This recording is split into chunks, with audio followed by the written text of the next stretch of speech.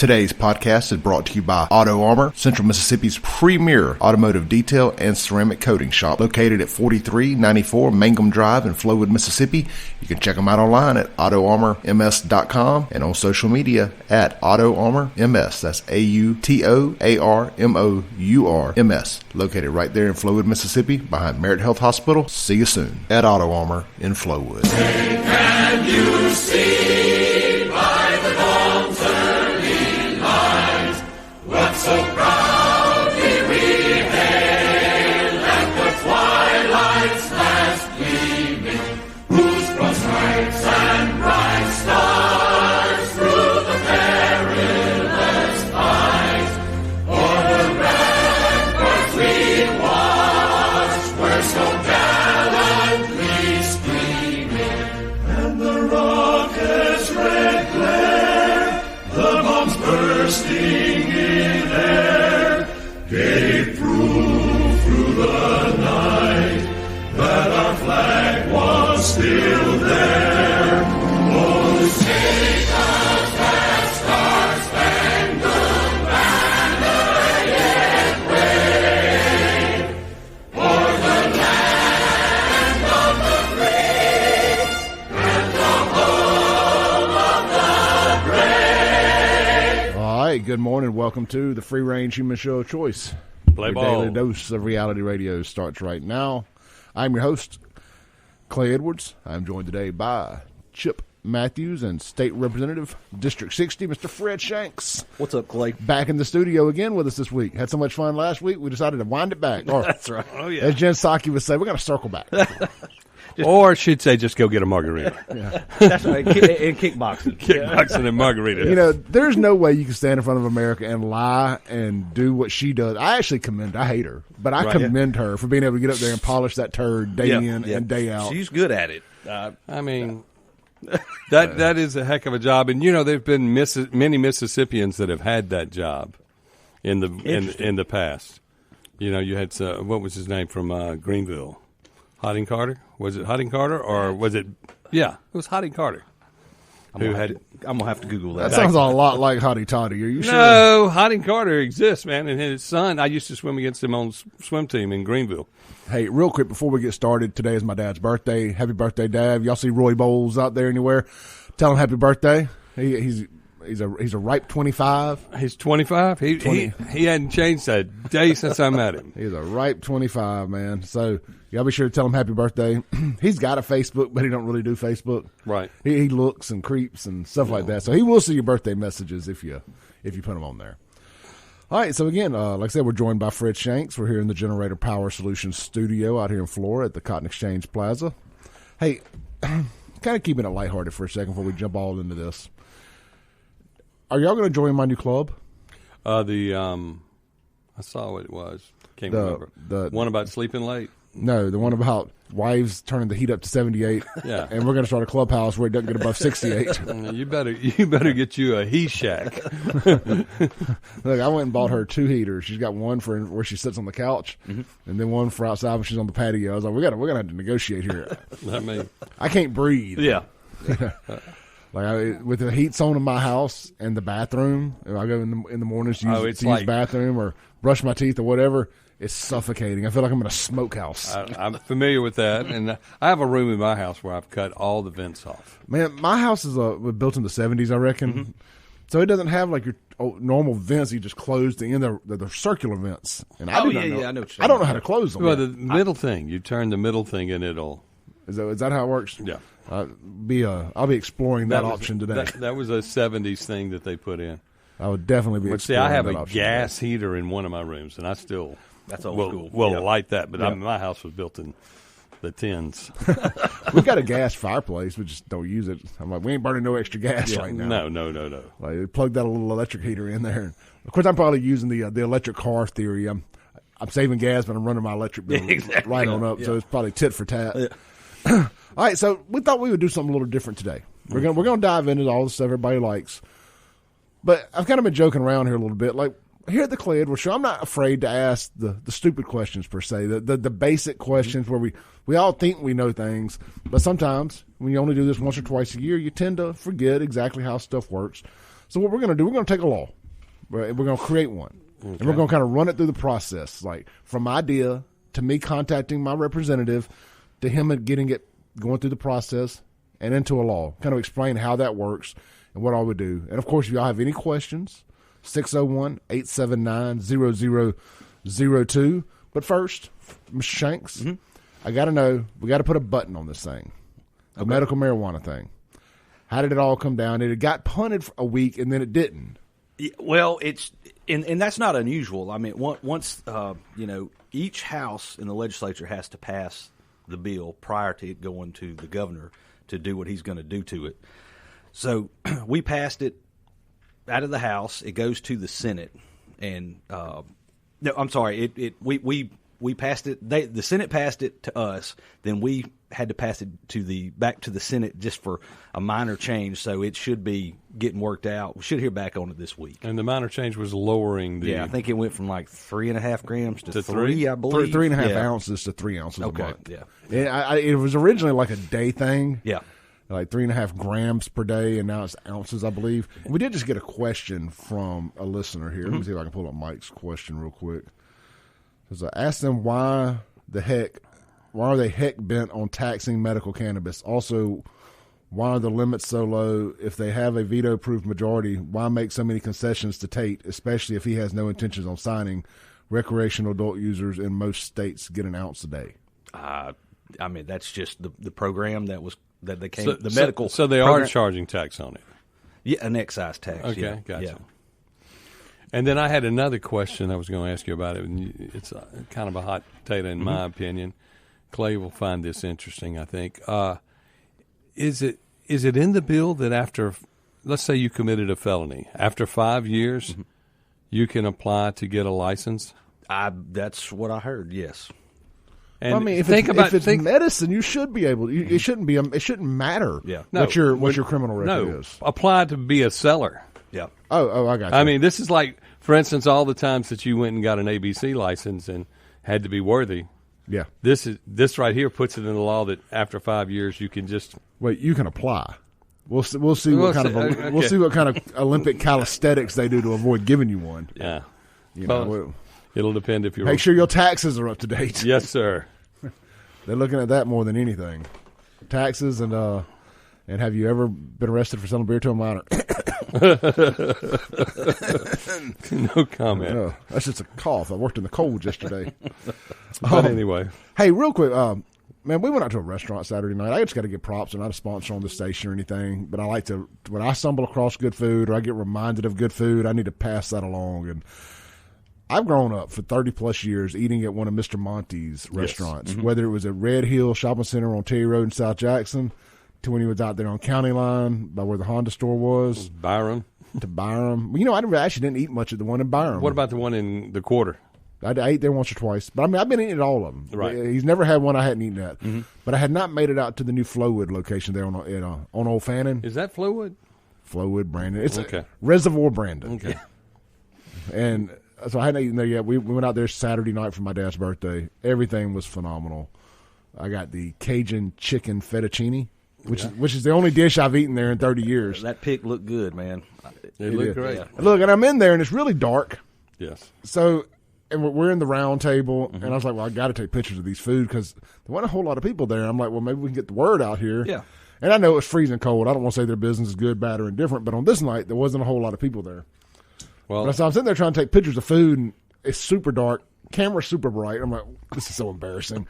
But I'm thinking, I'm a man on a mission, like to keep their stamps. Yeah, that's right. Yeah. and so I'm taking pictures of the food, and the pictures don't do it justice because of how close it was. You can't taste the picture. Yeah, and it's just a little too much flash. But you can go see those pictures at Clay Edwards Show on Facebook, and I tell you, you won't be disappointed. Get out there, support Monty, man. He's a great guy, really good guy. I've eaten there about 14 times since it's opened, and it's solid.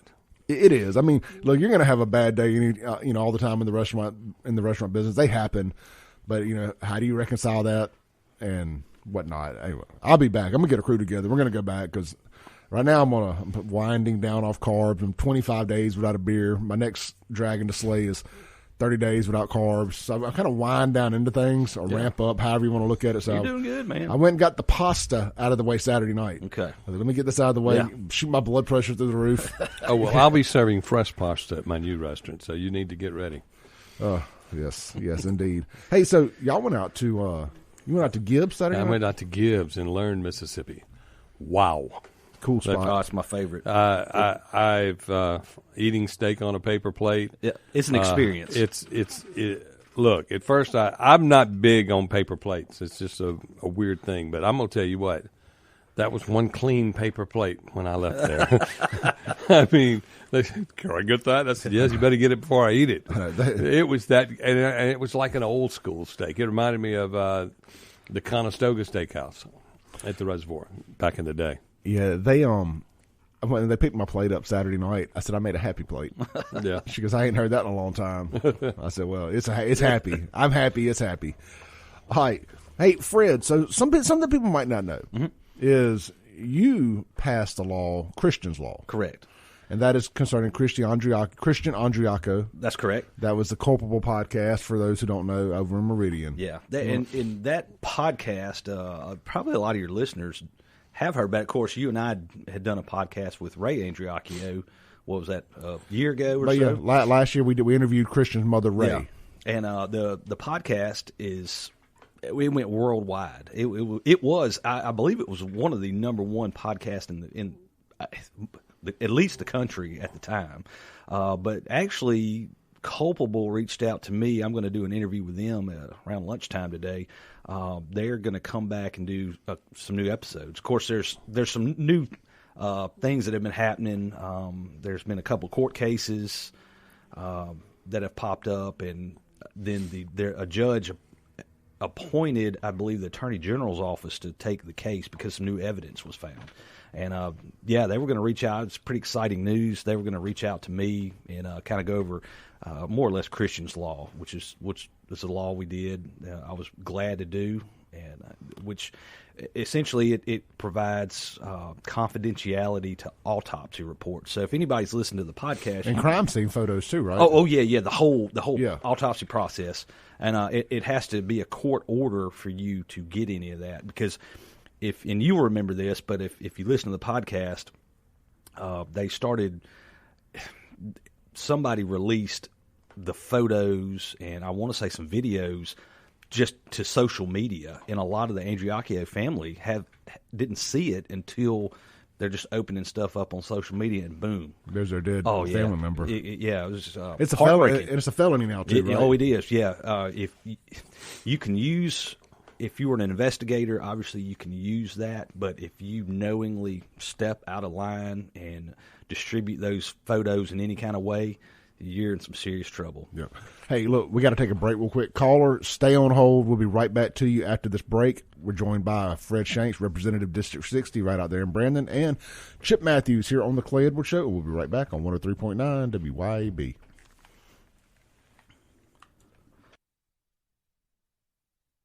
All right, welcome back to the Clay Edwards Show. We are live here in the Generator Power Solutions studio.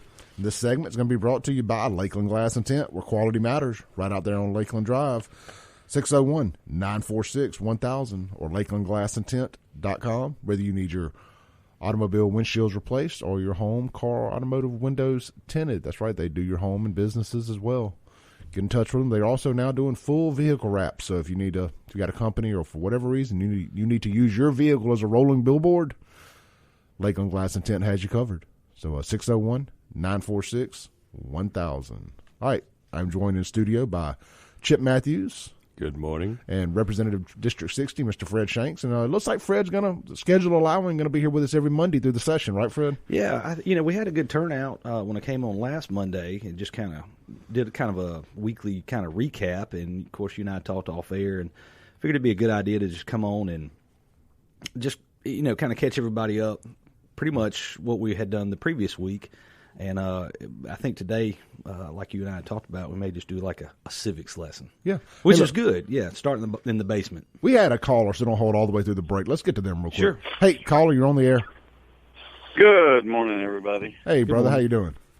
Pretty good. So I want to go on the record saying I voted no on Initiative 65, but not because I'm against medical marijuana. I just didn't think it belonged in the Constitution the way they were trying to do it. I agree. With that said, I'm actually for recreational marijuana because I don't do it. But if you're going to make alcohol, if alcohol is going to be legal, you might as well make marijuana legal. I mean, to me, they're no different. Mm-hmm. Yeah, the older I get, the more I tend to agree with you. So all you saying you're against recreational marijuana, but you drink alcohol, you're hypocrites. Now, with that part out of the way, so I got a question. Is there any other medical, pharmaceutical, or anything like that the Mississippi legislation says you can only have this much per day? Or do they leave it up to the doctor's prescription? Well, the doctor only can suggest. He cannot actually write you a prescription. Yeah, you get a card. You get a card. It's correct. And then No. I understand. I'm talking about any other medicine. Yeah, like pain medicine or anything. I don't know of any. Not in law, but I know that they are holding doctors very accountable for what they write in pain medicine, opioids, stuff of that nature. Yes, and like for instance, even the Sudafed, you can now buy it over the counter. That's right. But if a doctor prescribes it, they have to fill out all the paperwork. Sure. Yeah. And you have to sign for it when you buy it, too. Yeah, Right. and I was actually in the pharmacy business for about 26 years, and you could sell all the Sudafed you wanted to over the counter, and then you had to sign a ledger, and then it was a prescription, and now we're back. Well, I just know that I can breathe again. That's right. So That's right. I'm happy. Jerry, do you have anything else on that, brother? No, that was it. Thank you. Yes, sir. I like that guy, man. Solid dude. Yes, the Sudafed stuff. Yeah, I'm glad to see it back. As a guy that needs it and takes it, and when I leave here, I'm going to get some. Right. It's way I don't have to pay a deductible to go see my doctor anymore. Yeah. I understand all the downsides. I get it. Well, you're still controlled on how much. You can't just go buy 100 boxes, but you can buy enough to last you a little while to breathe. Yeah, and I know y'all are probably like me, but about once a year, man, I got to have that stuff. You got to have it.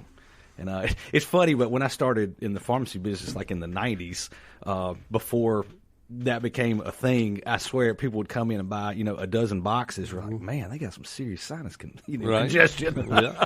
I had no idea what they were doing. We got another caller here. Hey, caller, you're on the air. I got a question. Why can't most of these states just go ahead and legalize marijuana and be done with it? Say that one more time. Why don't they go ahead and legalize the marijuana and be done with it? I think you'll see it happen here in the next couple of years. I do. That's just my personal opinion. There's still dry counties in Mississippi. Why? There are not any dry counties in Mississippi anymore. It is. Lee County. We're constantly working on that, by the way. Oh yeah. But I don't. I keep hearing that the feds are going to legalize it. That's what I keep hearing on my channels. Yes. I mean, but if that happens, they'll still be able to regulate it. But here's what I don't understand. Mm-hmm. If they do legalize that, what's going to be next? Yeah. I mean, I hate to say it, but I mean, are we talking about crystal meth and cocaine and stuff like that? Well, I believe they did do that in Oregon. In Oregon, Oregon they did. It's the Wild West over there. Yeah, you can get heroin and all that's legal. Yeah, it's a wild, wild west out there, and that's why that's why they're moving out of there. Yeah. They're going to leave it to nobody that's bringing in any tax dollars, and that'll be that. Be a bunch of Antifa tards and Black Lives Matter out there burning everything down. Is there a petition or anything to get it legalized at all? Not that I've heard. You're talking about the other drugs? No, marijuana fully legal. Oh, marijuana? Nationwide? No, just in the state. I don't think there's anything else in the state right now. We're past that, but not recreational. Well, yeah. I think it'll come up once this gets into place and runs smooth for another year or two. I would be surprised if by 24, 28 at the latest, I guess there's midterms there, so any odd year, any even year, it doesn't come back I up. ran into Big Dave last night, and he's giving out cards. So. Did he have a suit on? Oh, yeah, he did. He's living high on the hog. All right, Adam, appreciate you, brother. He says he's ready to come back and see you. He can come back anytime. He's entertaining. I like Big Dave. I like giving people, everybody's so busy about deplatforming folks. I don't agree with them. I enjoy folks. They're a little, eccentric. Yeah. I like that. I'm eccentric. Of course, we were at Neshoba this past year, and I got into an argument with him. I mean, and I booked him. You got to an argument with him, and I booked him for the show. Yeah. Well, I got to an argument with him, and then I realized halfway through he thinks I'm Senator Harkins. Yeah. So I was like, we'll just keep it going a little while. I did let Josh know about it though later on. Dave might have been enjoying himself. He could have. It was a hot day. Yeah, it was a miserably hot day. All right, we're going to take one more phone call, and then we're going to jump into this law stuff. All right, hey, caller, you're on there. Hey, yeah, I just wanted to clear up one thing from the last call. Yeah, we do still have dry counties in the state. I've fallen victim to them while working on the road. Mm-hmm. Okay, I think there's 2 left. One of them's Leake County, and I do not remember the other one off the top of my head. I'm sure if you drive through it again, you'll find out. I'm sure it's somewhere. I'm sure it's somewhere between Hattiesburg and the coast. All these liquor stores surrounding the county line, but, nothing in the county. Okay. But from what I saw staying there, people still managed to get by. Oh yeah, the law they passed was where you could drive through. Yeah, a county. That's right. Yeah, without it being bootlegging. We witnessed somebody getting pulled over, and the cop was making them empty out a whole cooler full of beer on the side of the road. Dean Scott made me do that one time in 1992, and I still hadn't forgot it. I remember they did that to me in Madison in '75. Yeah, I'm sure that'd scar you having to pour out a whole 24 suitcase or whatever. But it was 2 suitcases. I just wanted to clear that up because it baffled me when I first found out we still had dry county. I'll tell you what, man. I'll Google that during the next break and tell everybody exactly what the dry county is. I appreciate you, brother. Kratom's illegal in a couple of counties, but it's legal in the rest of the state. What's that? Kratom. Yeah. Excuse me. I'm on library. That stuff you see at the gas station that's a painkiller. No. I know exactly what it is. I've got some out in my car. I will publicly tell everybody out there. I take if Kratom. You go to, I believe, Starkville, it's against the law, and I want to say South Haven, it's against the law now. Anything that works. You know why I started taking Kratom? When I heard they were trying to outlaw it, I said, It must work. I got it. I started taking it. Why? To not take an opioid. Yeah, but that was same here. Same here. Yeah. And I'm going to tell you what, it's worked. It is absolutely worked. Is it addictive? Yeah. Is it safer than any of the other things the doctor's going to give you? Yeah. Yeah. And I'm going to tell you what, way more affordable and doesn't make you sick. I can go on and on. It's got a terrible name. I hate the name Kratom. Yeah. But I mean, I've been taking it for upwards of a decade. I'm a recovered addict, and I tell you what, if it wasn't for Kratom, I don't know that I'd be here. Yep. Okay. They were trying to get that outlawed, and COVID hit, so I guess it got pushed to the back of the. Well, the AKA was the AKA, which I encourage anybody listening to check out. The American Kratom Association has been fighting in Mississippi, especially to keep it legal. And they're a great organization. If anybody wants to check them out, no, I'm not a shill for them, and I don't represent them. But they're working hard to make sure it stays legal for pain patients in Mississippi. Yeah, look, I take it for anxiety more so than pain. Yeah, it's great just to get you through the day, honestly. Yep. Yeah. All right, brother, we're going to get back into this, man. I appreciate you. All right, I appreciate y'all. Y'all have a blessed one. Keep on doing God's work. We sure will. Thank you. I tell you what, it never gets old having somebody tell you to keep doing God's work. There you go. If somebody thinks I'm doing God's work, then by dang, I'm doing God's work. I love that. All right, so Fred, we're going to do a little civics lesson here. Yeah. I tell you what, let's hit the break. Yeah. And let's hit the break. We'll come back uninterrupted. We're going to do a civics lesson. But we'll come back. Fred's going to explain how Christian's law birthed from an idea to a law, and tell you the whole process and what happens. And I've got a few curveballs I'm going to throw at him too to answer a few questions I got. So listen to the Clay Edwards Show. I got Fred Shanks. I got Chip Matthews, and we'll be right back on 103.9 WYAB.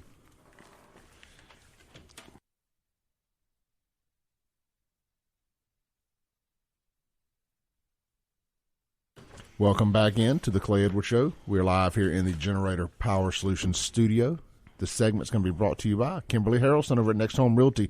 My good friend Kimberlee, man, look, if you're listing, selling, or buying a home, it's easier than you may think. In fact, it's just a click away when you work with Kimberlee Haralson at Next Home Realty. If you're looking to make a move to or from the Jackson area, then Kimberlee Haralson is the agent that you'll want. She knows how to negotiate the best price, buying or selling. Kimberlee Haralson will help you make the right decision with your home. Check out Kimberlee's listing. They're online now at KimberleeSalesMS.com. That's KIMBERLEE. Or just do what I do. Go to Facebook, the evil Facebook empire, and type in Kimberlee Next Home, and all of her information will pop up right there with her phone number and everything. I don't like giving phone numbers out on the air if they're not simple dimple because you'll forget them. So go to Facebook, hit up Kimberlee Next Home, and boom, she'll pop up. You can get all her contact information, or again, her website, KimberleeSalesMS.com. All right, I'm joined in the studio by Chip Matthews and District 60 Representative from out in Brandon, Mr. Fred Shanks. Fred, so let's jump into it. One of the things that we were going to do today is kind of discuss how a bill becomes a law. Correct. And we're going to use the Christian's law as the example here. Let's start it at the very beginning. How did this thing unfold? How did it get in your lap? And how did it become law? Okay. And just to even start in a little bit more in the basement, in the legislature, you've got two houses. You've got the House of Representatives on one side, 122 members. Each district has roughly 25,000 people. So, and then you go to the Senate, I believe they're at 52 members, and their districts are, twice the size, a little bit more than that. And the Lieutenant Governor, which we all elect, presides over the Senate, and then the House is a little different. The Speaker of the House presides over us, and he is a representative just like me, and just the body itself elects him to a term, and he can, a Speaker of the House can be there as long as he, keeps getting elected. So, in fact, Phillips on his third term as Speaker, and the Speaker is a term just like, of course, our representative terms are as well. And they voted on at the top of the term, obviously. Yeah. We'll come in and day one type stuff. Yes, yep, exactly. That's the first thing we do. We elect the Speaker, and of course, it's been Philip for 3 terms. I think he's been there about 20 years now. But back to your question, I was actually watching 48 Hours, and they did a little segment on Culpable Podcast, and then I saw Ray Andriacchio said that she was trying to get a bill passed through the House or through the legislature. I was like, what? I gave myself that Braveheart speech. I'm like, by God, we're gonna get this thing through. And I reached out to her, and she's told me that everybody in town told her it was hard to do, and which it is, and they were saying nothing worth doing is easy. Exactly, and then they said, well, even if you got it through, this is what people in town are telling her, they're not going to name it Christian's law. And then she told me that, and that just lit the fire. I was like, no, we're gonna get this thing through. So essentially, she gives me an idea, and this could be, Clay could have an idea. And tell me. Clay does have an idea. All right. We'll get there and, talk it out. And I was like, hey, man, we're going to run with that. Sounds like a good deal. So what I'll do is I'll start researching it, and then I'll also take it to our lawyers on the House side, and they will research it and see maybe if another state had a similar bill, and they'll start working on it. And usually you do that in the off season, because a lot of people think we only work 3 months out of the year and we don't do anything, and that's just simply not true. In the off season is what I call it. Out of session, you were working on bills, you were having meetings, you're trying to help people. If you want to be effective, you are. And there's only 1 3-month run. That's it. And then there's 9 months straight. Correct. But you can come back for a special session. Yeah. And you can have a special session in a regular session. It's crazy, and that's happened before. But generally, you do your session for 3 months, first part of the year, and then after that, you're basically getting ready for that following session to do all of your bills. And special sessions are only for one particular subject. Correct. You cannot go into a special session and just choose to do something else. Right. The governor has to call it, and it has to be about a particular thing. Gotcha. And usually they're not but a day or 2 or 3, something like that.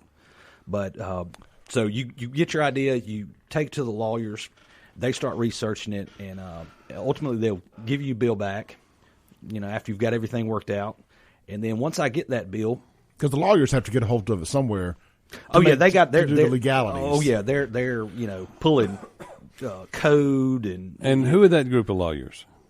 Who are they? Are those lawyers? Are they elected officials? No. They work for the House. Okay. Yeah, and that great group. Okay. And of course, all of them specialize in a little bit of something. Right. And then, in fact, one guy's been there, I think, 40 years. Right. He is the master. So it's not subbed out. No. In-house attorneys. Correct. Interesting. Correct. Good. So you go there. You once you do get your bill back, and the session cranks up, you take that bill and you what we call drop it and you actually drop it into like and you've seen it, Clay. It's it looks like a little wooden mailbox. And once that bill is dropped, then it goes to the Speaker of the House's office. And, that's one of his powers that he has is he will take that bill, look at it, decide which committee it goes to. I believe we have, close to 25 committees right now. And those change a little bit. Let me ask this. I think you're going to hit on a point that I really wanted to ask. Yeah. What happens when a bill hits his desk and he decides to refer it or double refer it? I hear double refer is the way to kill a bill without having to do it. Well, the way to kill a bill is called triple refer. It's dead at that point. Yeah. But some revenue bills, they have to go to two different committees. And certainly, it is it's a big deal to get your bill through a committee anyway. And what that means is you've got a committee chairman. A committee can be as little as probably 6 people up to, 20, 25 people. And the chairman will bring your bill up if he takes it, and he will pass it out of committee. You'll vote on it just like you would on the House floor. And if it I'm a committee chairman, and I'll get a list of bills coming to my committee, and I'll start going through them. And if I don't take one up, it's called it dies on the calendar. It just never gets anywhere. And a lot of people don't understand, but there's well over 3,000 bills that go through the legislature every year. So I have people ask me, it's kind of whatever their hill to die on is. Like, what about House Bill 101? I'm like, I don't know what that is, Yeah. And I would say every rep probably does 6 to 10 bills a year. That's kind of what your number. Some do 30. Wow. Yeah. How many are you working on? I have probably, I think I got about 10 or 11 right now. Nice. That I'm hustling. And look, it's hard to work one bill, and then you back to getting your bill through committee. Let's say you've worked that chairman, and you proved your point. He likes the bill, or she likes the bill. They pass it, then it will go to the House floor, and that's what you see on. If you tune in and watch on TV, but that's where you get on the podium, you bring your bill up, and people can ask questions, and then it's, see what you got, see what you're made of.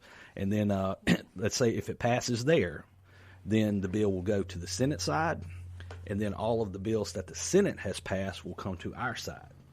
And then if they both pass each other's house, at the end of the session, we have what's called conference, and that's kind of where you can negotiate like some finer details on your bills. And then after they leave conference, they'll come back to the house that they were in, and you can kind of touch back on them and pass them again, and they go to the governor. And the governor can veto, he can sign it into law, or he can leave it on his desk. And if he leaves it on his desk for 5 days, it'll automatically become law. So let's see what my and then we can come back and override a veto. So from the time you come into session to now, let's say, how many – don't y'all have a narrowing down process of what's going to be what's on the agenda and what's not going to be on the agenda? Well, like a natural – like, for instance, you got 1,000. This guy – oh, yeah. This guy, the head guy's knocking them down. Yeah. And then y'all get them, and then what happens? And then y'all will – it's up to the chairman. It's up to the chairman of each committee. If you're a chairman of a committee, I mean, you've got a lot of power. Okay, so you got 23 committees. Mm-hmm. How many bills will get passed? Will 23 get passed? Oh yeah. Okay. Some committees may not even meet, right, depending on what they are. And then some, like we have Judiciary A and B, which deal with your different laws, like criminal law, right, things like that. They'll have a bunch of bills come out and come to the floor. At what point do the lobbying firms get involved on these things? Well, I tell you that my experience with lobbyists is most of them that I deal with are experts at what they are trying to accomplish. There's an idea, and I'm sure it does happen, but there's an idea that they come and they take you out to dinner and give you, all this alcohol and this and that. And, sunshine and a cup at the Neshoba County Fair. I kid. You know, trying to pull a fast one, and but generally the ones that I deal with are there for information, and they have. I mean, like I said, I could have 20, 30 bills in my committee, and if there's a lobbyist working on it, I mean, they'll be an expert on that particular case, and so that bill is assigned, theoretically speaking, to a lobbyist. If there's a lobbyist, whoever created the bill has a lobby firm, whatever the case may be. If they're your go-to for all the reasons why it should be passed. Yeah, and look, not all of them, do that. Some lobbyists up there playing defense. Some are trying to get bills passed. Some are just keeping a lot of them run associations. So those associations will just, they'll just be there just to kind of make sure things are going their way, for their association, and just checking on things, keeping up. But all the experiences I've had have been positive. And, I'm sure there's some up there that, I don't deal with them, but, that are, they're for nefarious purposes, but. Yeah. Hey, look, we got to take a break real quick. When we come back, I want to finish up the Christian's Law stuff and kind of how, once you decided, once you had your Braveheart moment and decided it was going to happen, how did all that take place and what was the process? And I'm sure Chip was like he's biting at the chump over there to ask a bunch of questions. Yeah. He's on the edge of his seat, literally. Hi, you're listening to the Clay Edwards Show. We'll be right back here on 103.9 WYAB. Show. We are live here in the Generator Power Solutions studio. We got about 4 minutes for our top of the hour break, so we're just going to dive straight in. Finish it up. Yep, Fred, the Christian's Law. So you were told it couldn't be done. Or she was told it couldn't be done. Correct. And that's where you jumped in. Yeah, I got in. We fine-tuned the bill, and then at that point, I start basically beating the bushes, and I start working all my colleagues, telling them, hey, this, because if you don't work a bill, the chances of it getting through are just slim anyway. And one, you got to have a good idea, and you got to be able to hustle. And that's one of the things. I mean, there's really two ways when you go in the legislature. You can go in there and you can work with people, and you can negotiate, and you can be effective, and you can get things done for your district, or you can just go in and get lost in the shuffle because there's a lot going on. And so I just shifted gears, and I started working my colleagues. I started working the chairman that bill went to hard. And then you also have to work the other side because, half the battle is getting it out of committee, which we did do. So that was one victory. And then, of course, it comes to the House floor, worked it, got it off the House floor, then it goes to the Senate. What if any kind of kickback did you get from people on this? Kickback, like any blowback. Well, negative, like why they wouldn't have supported it. No, I didn't really get that. There was some concerns about there were some concerns about the name because that was such a hot topic with Christian, the Andriacchio deal, with the more local representatives, and I just. Because you can sign on to a bill, and the more people you get to sign on to a bill, of course, it increases the likelihood. So the Meridian delegation was worried about. They were. We'll just say they were concerned about it because it was such a hot topic, and I got together with the House members on that side. I was like, guys, some didn't want to make a big deal about it, and I said, no, we're going to blow this thing up, and I said, I'm going to. And I did. And I told him, I was like, this is a win-win. This family needs this help.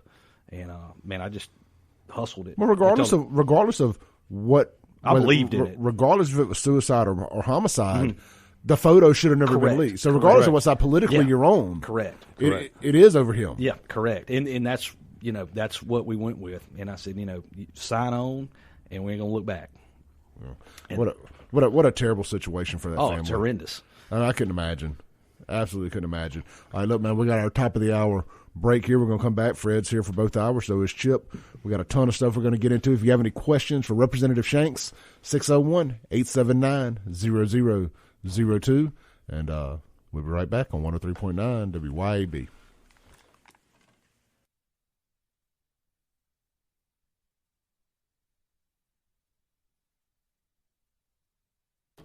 Welcome back to the Clay Edwards Show, hour number 2 here in the Generator Power Solutions studio. I am joined by Representative District 60, Mr. Fred Shanks, Brandon, Crossgates area. This is your guy. This is your representative. Also by Chip Matthews. And Chip, a little teaser here. We teased last week that we may have a big announcement this week about you being back in the restaurant business. Yeah, but I'm not ready yet. Not ready yet. Not ready yet. I'm still putting paint on the walls. But it's still, but it's a done deal. It's a done. Well, yeah.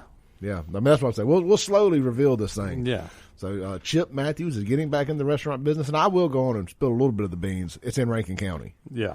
This is your first venture into Rankin County? Yes, it is, to tell you the truth. And I thought about that on the way in. I've opened up in Jackson. I've opened up in Birmingham. I've opened up Madison County. Well, we're glad to have you. I've been in you ought to just move over Warren County. No, I got to stay in Canton. I can't be like that. Well, actually, if I would move to your area, I could run for office in Canton and win because nobody in office lives in the city of Canton. Just that works. Small little infraction there. Funny how that works. Yes. Yeah, it's the same thing with Jackson. Right. You know, I should have just kept my address in Jackson and not told anybody I moved to Rankin County. No, they're not voting for me in Jackson. I don't really want to represent that demographic anyway. They're a bunch of, we'll just call them slow people. Okay. So Jackson, speaking of which, another double homicide last night at a hotel, the Rainbow Hotel on Medgar Rivers. A 20 and 21-year-old female to make number 7 and 8 for the year. Right. But I was at a what I would say is a murder site that was a few hours earlier at 3:45 in the afternoon at Ellis Avenue and J.R. Lynch when they started shooting while I was there. And then one car crashed into another car, and then they got out and was shooting at point-blank range. There were 8 people at the scene in the car wreck. Mm-hmm. When the police finally showed up, there was one. The others were running up the street getting shot at, and I was trying to decide which direction to drive because it was like everybody was scattering in cars because I was going, what? That's gunfire. They thought you were me. No kidding. When we were down at the Capitol the other day, somebody was on my Instagram popping off at the mouth about something, said, "Oh, you're just a big shot behind the internet. You won't ever come to Jackson. You won't leave if you come to Jackson." I'm like, I've been in Jackson all day live streaming. Right. Where were you? Yeah. I saw you at the podium. You did. Yeah. Man, trying to make some things happen. I did. You know what? I left. Medical marijuana got passed. There you go. Coincidence? I think not. Yeah, like old Stone Cold used to say, arrive, raise hell, leave. I did just that. Right. No, hey, Fred, thank you for the tour with my daughter, man. Yeah. That was cool. She is as plugged in right now as I've ever seen her in her life about stuff like this, civic stuff, and that's the way to be, man. Get engaged and just make things happen. Yeah, when I was going to come back Friday, she was going to come with me, but it just all didn't quite work out right. But she's excited, and you know she had a good time, and she said she got back. She told my mom, she's like, and my daughter's 20 years old, so it's funny hearing her say this. Well, she'll be 20 in February. She's like, Daddy sure knew a bunch of people wearing tuxedos. I'm like, yeah, welcome to my world. Yeah, that's right. You know.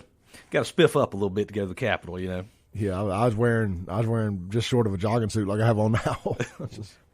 But we had a good time down there. I mean, we did that prayer march around the building and all that stuff, and regardless of what your side of things is, we know if you're listening to this show, what side you fall on with all this mandate stuff and this, that, and the other. It was nice to see people come out. It's hard to get people to come out during the middle of the week on Absolutely. Stuff. But I commend the folks that did. Yeah, I know I saw people stopping you to talk to, and you took the time to politely talk to everybody. And absolutely. And I got to meet Jameson. I hadn't met him yet until you did. You didn't get to meet Jameson. Yeah, you just missed Kim. I mean, by like 2 seconds. Yeah, but Jameson's good people.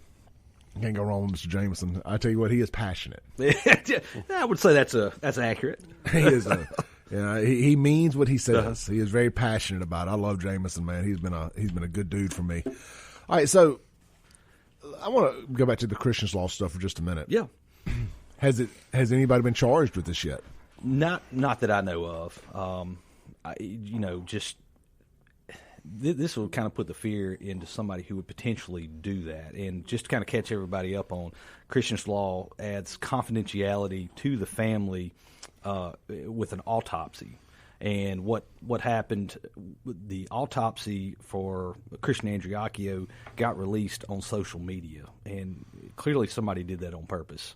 And so a lot of the family members, the first time they saw anything about Christian and what had happened, they see it right there on Facebook. And we feel like it happened from within Oh yeah, from within law enforcement. I don't know the root cause of where it came from, but Miss Andriacchio was beating the bushes. I mean, she was pushing buttons of people who needed their buttons pushed. Yeah, and for y'all that don't know, we're referring to Christian Andriacchio. This was the Meridian murder.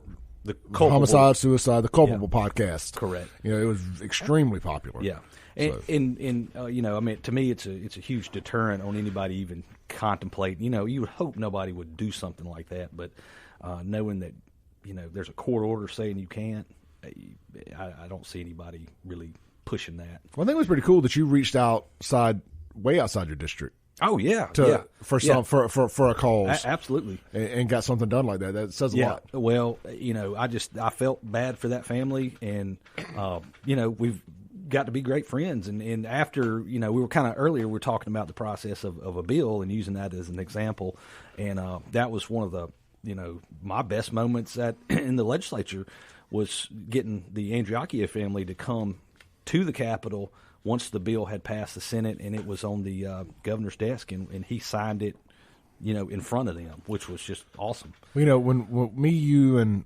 Ray, the mother, did a podcast, and I'd asked the question, it just kind of came to me at the end of it there, how has their life been in Meridian since then? And she says they've been ostracized. Yeah. They can't go out and eat. They have to drive 100 miles to go out, and I may be exaggerating a little, but they had to get out of town to go eat and stuff because of harassment and this, that, and the other. So it's crazy. Their life has been uprooted in so many different ways. Yeah, just trying to do the right thing.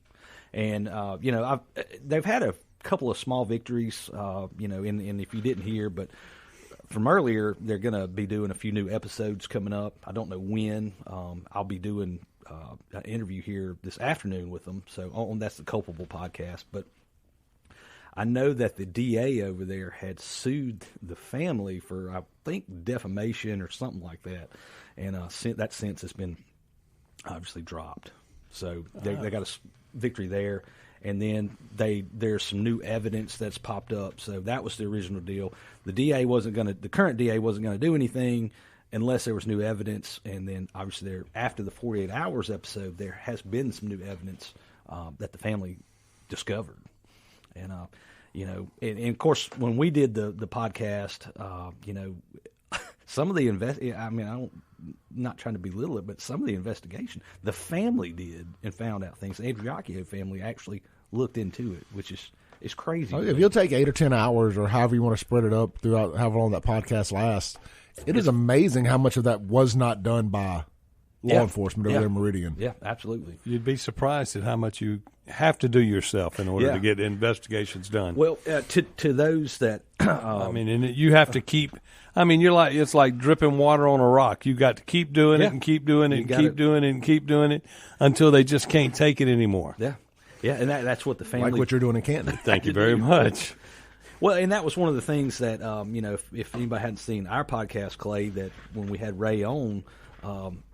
She touched on it there, but if anybody has seen Culpable or listened to Culpable, you will remember that the friend goes to the bank to try to get all of Christian's money out with his debit card. Before. Correct. They called the cops to say he was dead. Correct. And then, well, I was at a speaking engagement where Ray was. She was speaking on it, and she brought up, she said, do y'all remember that? I said, you know, everybody, of course, agreed. They remembered that happening in the podcast. And she said, do you know who got the footage from the bank that showed that boy doing that? She goes, I did. So and then later on, once the podcast hit, she said every week it would be something, you know, the town would change because every week a podcast would come out. After that particular piece of information got out, she said the police department called her and wanted the footage that she had got of the guy. I was like, that's insane, you know, and that's, you know, hearing things like that. I hope she kept a copy. Oh yeah, you got to. I mean, it's just like even in my case in Canton. Every time you turn around, I will find something, and then they will ask for it back. And, you know, and like they still haven't released any of my public information requests or any of that. Mm-hmm. None of that. I've gotten none of that from them. And there's video of them arresting me in City Hall. There's video of them dragging me. I would love to have a copy of it.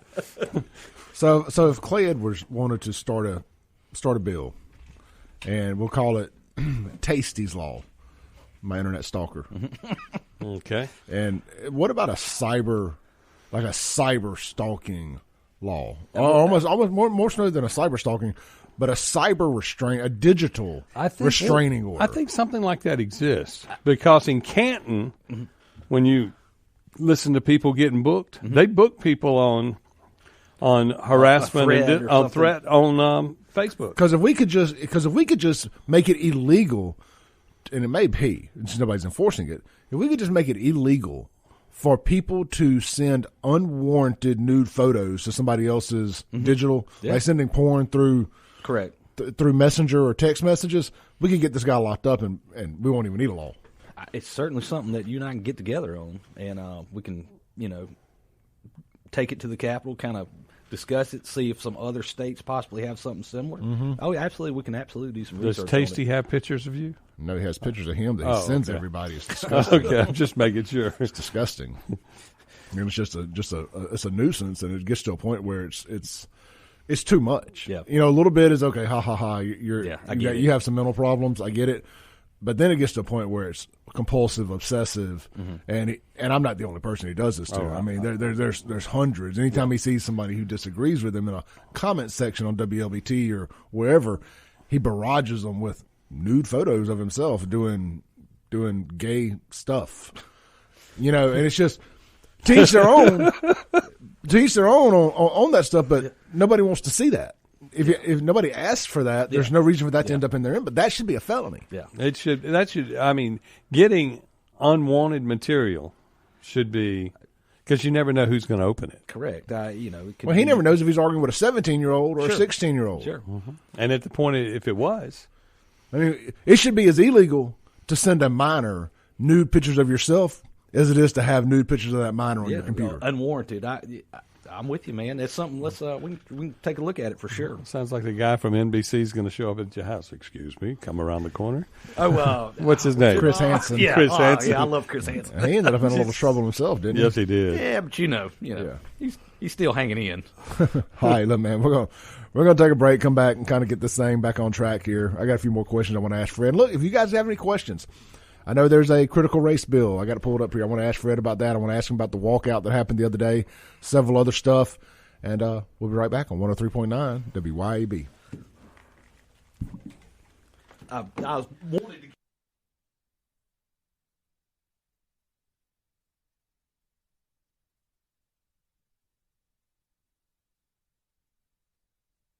All right, welcome back to the Clay Edwards Show. This segment's brought to you by Land Management of Mississippi.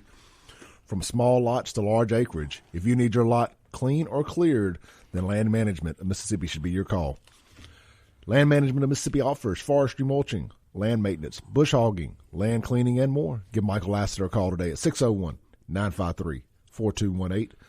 601-953-4218. Or check them out on Facebook, Land Management of MS, and see what they do, man. They do some great stuff. You might not even realize you need forestry mulching on the little lot beside your house or in your backyard, but you will be amazed. You're like, that's what that's called. That's what I need. Get Land Management of MS out here now. All right. I'm joined here in the studio by Fred Shanks, District 60 representative for the state down there at the legislature. That is Brandon. And then Chip Matthews, unofficial mayor of Canton, Mississippi. Thank you. The self-proclaimed. One day. Yeah. Well, no, I am self-proclaimed. Yeah. I thought about going to city council meeting this week and just saying, what are y'all doing? Bring your own gavel. Walk in and announce yourself. Well, I want to look at them and just say, what are y'all doing now to correct the problems we had in this last election?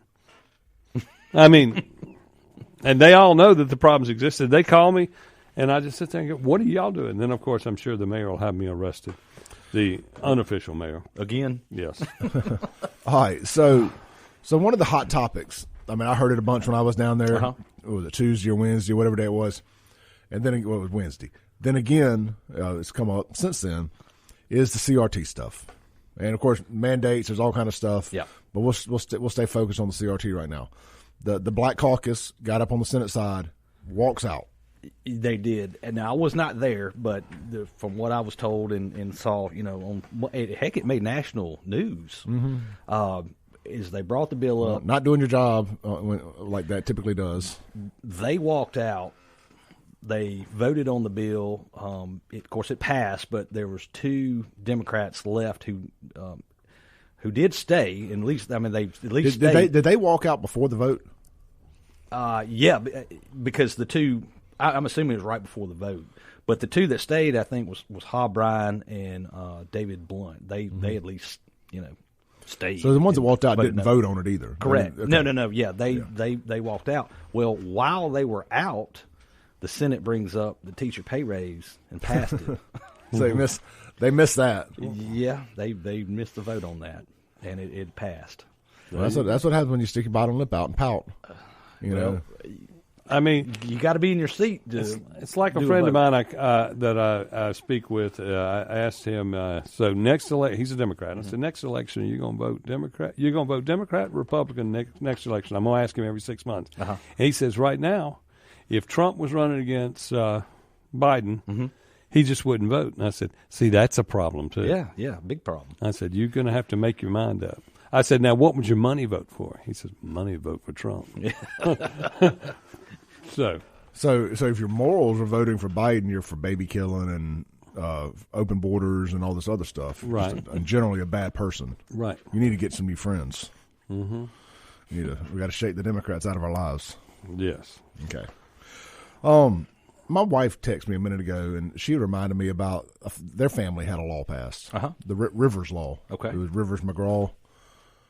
He was up in Starkville, and I don't want to be too on the details here because I'm a little sketchy on him, but I believe it's where he was 18, he was going to school, he ended up in the hospital or something, I believe, but because of HIPAA stuff, I don't think they could call his parents. Oh wow, you know what I mean?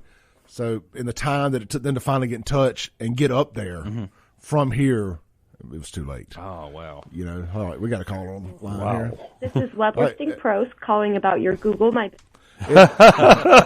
Every time. That's 3 weeks in a row. Every time. 4 weeks. But the Rivers law is one that we needed. So basically, I think now it's, long story short, if they're in school, it doesn't matter how old they are, they're considered a minor. I need to pull it up exactly. Yeah. But I think that's the gist of it. Sounds like it's needed. Absolutely. Parents can be contacted if there's an emergency. Yeah, I think parents should be able to be contacted at any age. I agree. Yeah. I would want to be. Yeah. If you put on the back of your driver's license, if you're a organ donor, you should be able to put something back there that says with an emergency contact. Yeah. I don't see why not. Something like that. Something we can look into. I mean, you would think that when they scan the ID, that they could be on the back, even if it ain't on the ID, it could be in the back screen somewhere.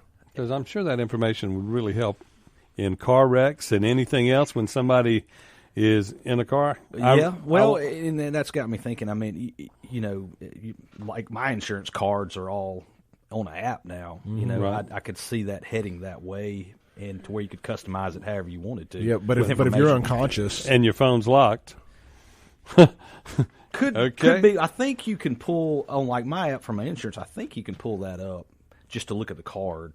Anyway, but yeah, that's something to think about for sure. Yeah, and I'm just throwing ideas out there. I don't know, but the Clay's law. Yeah, I like it. If we're going to name one after me, it's going to be different. Okay, it's going to be. I think Clay's you wanted law. Tasty law, right? No, that we want to name that one after him. Clay's law would be that if you vote for somebody like a Chokwe or a Joe Biden or something like that, and they're this demonstrably bad, you do not get to vote the next time around. You lose your voting rights for a full cycle. That one's not going to pass, though. Well, it should. It should.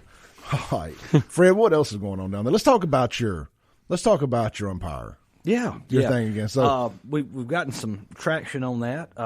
What it is, I've got a bill out that's if you assault an athletic umpire, it's considered simple assault, and this bill would make it aggravated assault. It would be a felony.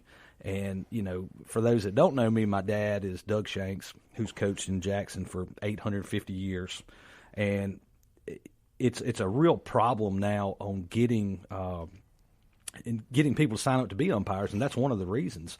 And we've reached out to mayors, to athletic associations, current umpires, and it's a real need to get people back into the game. And especially people with smaller communities, that ball game, that may be the only thing they got going on. Only draw they have going on in town.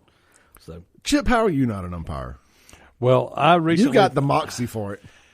I would be the one that got hit. I mean, I can see you kicking dirt over the home plate. Oh, yeah. I mean, you're out of here. I actually, they've been advertising for officials in football, and I've been thinking about going and doing that. And maybe basketball. I don't know if I'd want to do baseball. No, the youth league stuff is where this problem is. Yeah, I used to call baseball, and that's just the longest thing. I think we had talked about this before, but I grew up in Level Woods playing over there, and most of the umpires were all Vietnam vets, and you weren't messing with those guys. I mean, they could handle themselves, and it just wasn't really an issue. But at this point, these parents have pumped so much money into little Johnny, and he's going to be a pro player. They're all going to be a pro player, and it takes the fun out of it. Well, the anxiety runs high if there is a bad call or they don't agree with the call, and then so they're going to go put their hands on the umpire. Yeah, they got little 10-year-old Johnny out there jacked up on supplements. Yeah. Well, and dad's dry scooping pre-workout. And you got to think there's a lot of high school kids that umpire, and softball and baseball, and if that was my daughter, I don't want somebody following her to her car to do something to her, and I don't think any parent would want. Did you ever umpire? I didn't. My dad, of course, coached, and I have a twin brother. He played baseball at Ole Miss. Okay. That's a good guess. That's a good guess. Split family. I mean, look, we love Sims, but it is a black eye on the family's history there. All right, look, man, we got a call here on the phone line. Hey, caller, you're on there. Hey, good morning, Clay. Good morning, Chip. I have a question. I was just on Facebook, and I just saw it's a House bill. I guess it's a Senate bill. Okay. SB 2095. And I guess I just want to ask Mr. Shanks, why or how many people do you know in the Senate or the legislature of any kind that are profiting from the legalization of the medical marijuana? And if they're not going to profit, why would all these people vote no? To preventing profiting from the legalization of medical marijuana. Well, I mean, do I know of anyone who's getting in the business that I work with? I don't know. I mean, I do know that I haven't gone through the bill. It's just not been on my, top of the list of things to do for myself. But I know that there's a process on getting a license, and I know that the legislature's barred for a certain amount of time on getting a license, so it opens the field to anybody else who wants to do that. There's some other things in there I just haven't got to. But I don't personally know of anybody who's going to be in the business that I work with. Could be, but not that I know of. Okay. All right. Appreciate it. All right. Appreciate it. Thank you. Thanks. I've had a lot of people ask me, how to get into the business, and I just defer them to somebody I know that can at least get them on the go to the Secretary of State's office and sign up from an entry level. I think so many people are new to it. It's like, what is it? What can I do? What are my options to get into this? Yeah. And one person said something really simple. They said, "Man, get into a grow supply house. Like a Tractor Farm Supply for this industry, especially if they had allowed the home grow." Yeah. And now I don't think it's going to be that big of a deal, but you'll still need supply houses for with the lighting, the cultivation stuff, and all that. Yeah, because it's all going to be done indoors. Yeah, it's not allowed to be in the ground, because if it's in the ground, then it would be and that was under the ag department. Well, when hemp came out a while back, of course I didn't know anything about either one of them, but I did learn on hemp. I mean, there's a misconception that you can just grow this stuff all over. We have the Delta, great farmland.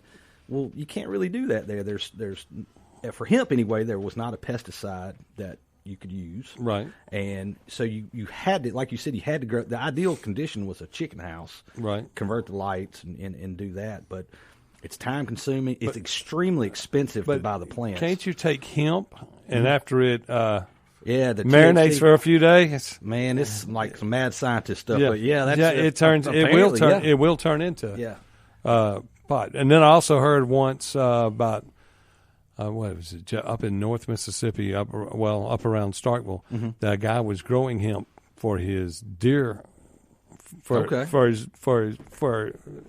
his deer camp, and the Mississippi Bureau of Narcotics went and located it, burned it all down, then found out that it was a government grow with Mississippi State Ag Department. Interesting.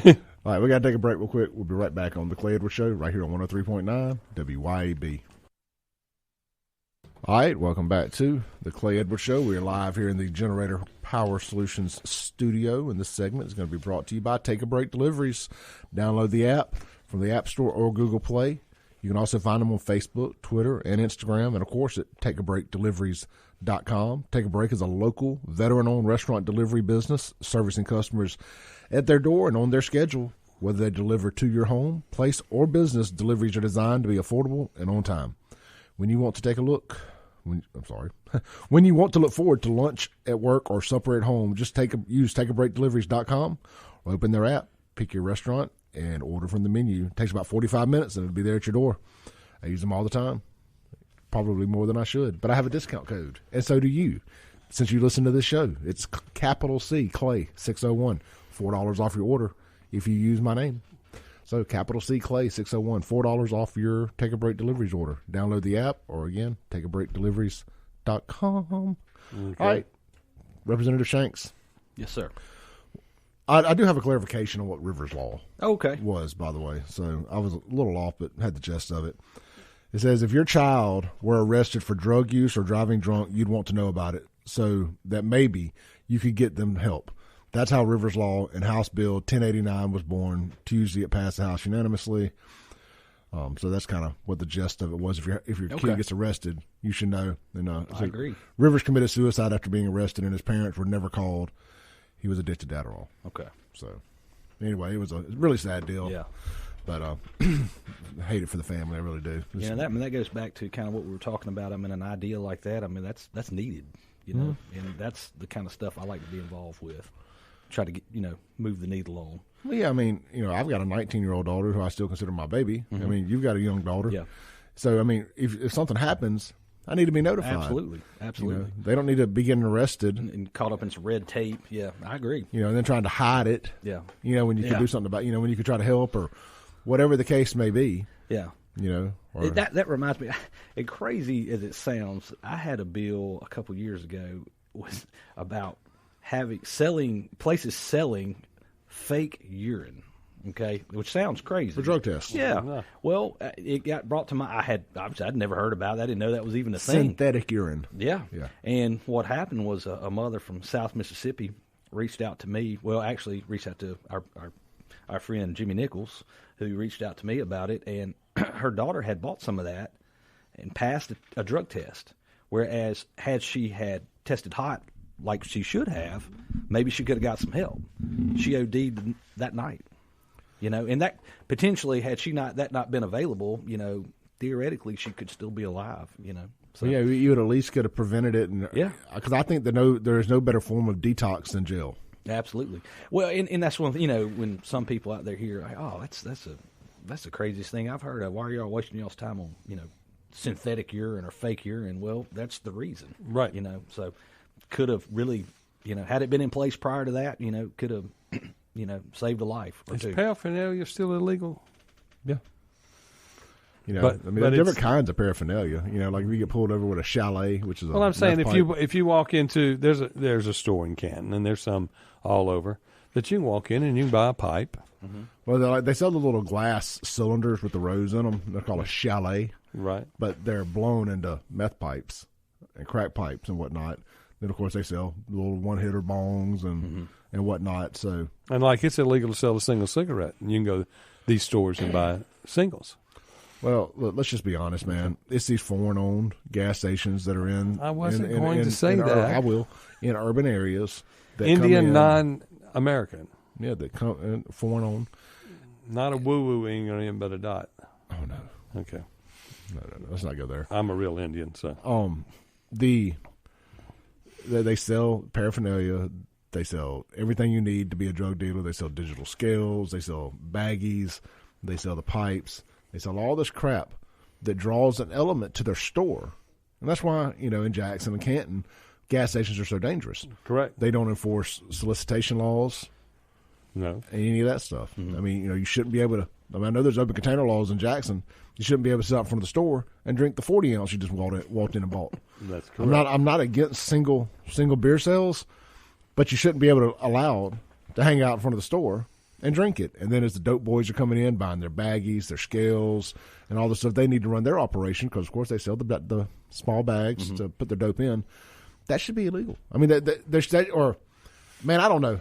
I'm a freedom guy. I know, but it's a slippery slope. It's a slippery slope. Yeah, Look, right. I reported a gas convenience store in Jackson that you go there and pay for your drugs, and then they give you a ticket, and you go to a house 2 blocks away to get your drugs. Entrepreneurial. I'm just like, and they also get around. They also will cook if you'll buy a raw chicken with your EBT, they'll cook it for you for free. That's a one-stop shop. Yes, right it there. is.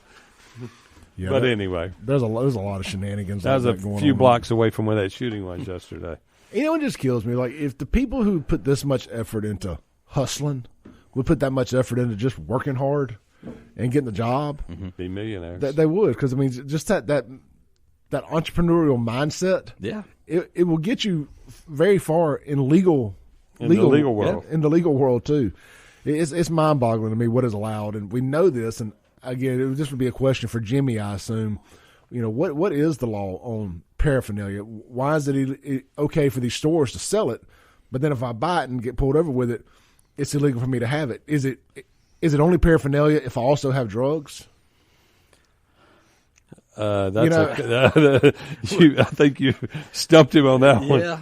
Well, I really wasn't asking. I didn't want to put you on the spot here. I'm just thinking out loud. Mm-hmm. Is it only paraphernalia if you have it and drugs? Because then it's, obviously that's for drugs. But if I pull somebody over, if I'm a cop and I pull somebody over, they have digital scales, pipes, and little baggies to put rocks and pot and whatever else in. That's not paraphernalia because we didn't catch the drugs with it. But obviously, what else are they doing with it? Well, I don't know. From an enforcement issue, that feels like there could be some tightening up of these kind of laws if we want to help clean streets up and do this, that, and the other. Look, and I get it, man. It's death by 1,000 paper cuts. That's just one of many. But well, I know of a kid in school. Listen to this, who went to school and got in trouble for selling rocks. But what they were doing. When you say rocks, you about crack, meth, or pet rocks? I'm fixing to explain this to you. This person, whenever they go, they would pick up a rock off the ground and put it in a baggie. Then they went to school and would sell their rocks to other students. And they were just rocks. But she got in trouble for selling rocks because they said that she was trying to grow up to sell rocks. She goes, because she referred to them as, I've seen this being done on TV, and they referred to as rocks. So I started selling rocks at $5 a rock. She's doing good. Yeah. That's good profit. But she'd find a pretty rock on the ground and would sell that rock. Yeah, but the school said that she was trying to do something else. And this person's 8. Yeah. Little Democrats and big ones and little ones, that they collect gemstones and turquoise rocks and all kind of stuff. So they're healing rocks and stones and all this other stuff. So nothing surprises me. Okay. Fred, let's get this shit back on the get this train back on the tracks here. Okay.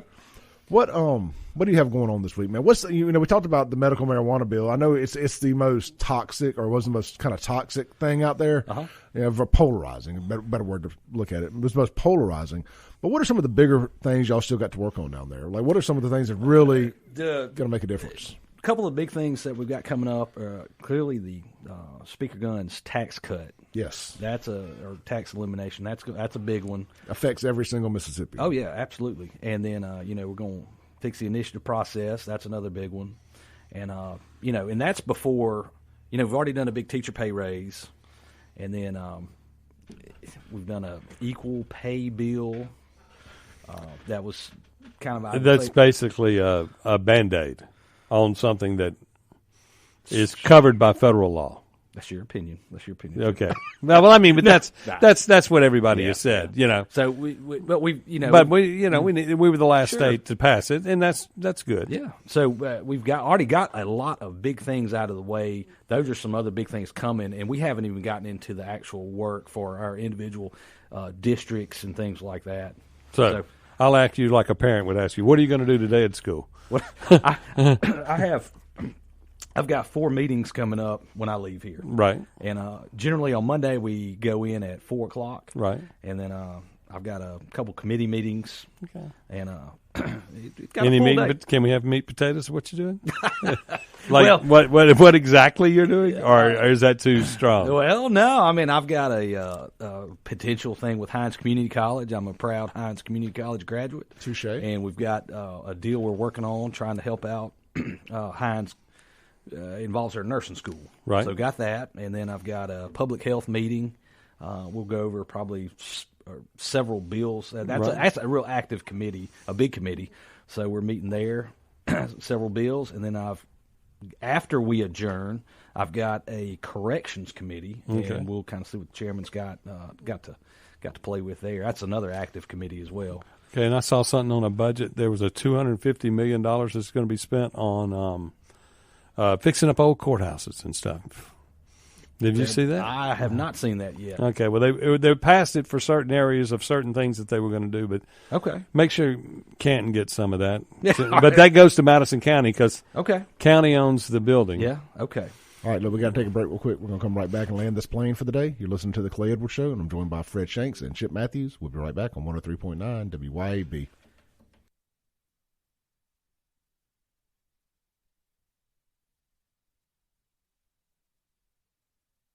All right, welcome back to the Clay Edwards Show. We're live here in the Generator Power Solutions studio, and I just wanted to drop a little reminder here. If you guys love to cook like I love to cook, but especially out there on the grill and the smoker, you need to check out JonesyQ.com. It's locally owned, Memphis and May award-winning rubs and sauces. I mean, whether you like to grill, smoke, or use one of their ecstasy lines in the kitchen or on a steak, you can't beat it. If you go to JonesyQ.com, you spend more than $50. I'm paying for your shipping. Checkout code is SAVEJXN. Try to get them to change it to Clay 601. They're sticking with the Save Jackson. So, with that said, $50 or more at JonesyQ.com. Going to pay for your shipping, which usually ends up being enough for you to buy a whole other thing of rub or a bottle of barbecue sauce. On me, out of my pocket, directly. All right, so that's award-winning barbecue sauce and rubs. All right, Fred, we got about 2 minutes left. Yeah. What is what's big? What's up next? What's something you're working on? For my county, I'm working on it's called a watershed deal, which is a kind of a storm sewage problem that Rankin County's had for a long time. Comes off the reservoir, and it pretty much touches every city and town throughout the county. And it's a huge project. The county's done a good job. They've already kind of been working on it for probably 2 years, getting a good plan together. And we're going to use some of that ARPA money, hopefully, put in for that. And we're working on that. I've got a different retirement package that Gene Newman and I are working on. He's my colleague from Pearl for law enforcement officers through PERS. It's got a couple things that helps them out. Working on that, trying to get some traction there, looking good. I'm trying to get a $1,000 bonus to law enforcement and fire, working on that. And then I've got another tweak to the PERS system for state employees I'm working on. Good deal. Fred, how can everybody find you? Best thing to do is Facebook. Representative Shanks, Representative Fred Shanks, District 60. That's it. I'm pretty active on it. Chip, thank you for coming in today. Oh, yeah. Good luck on the restaurant stuff. Yeah, I'm ready. Podcast will be available here shortly. Mike Madison's up next. Just keep it tuned in to WYAB all day.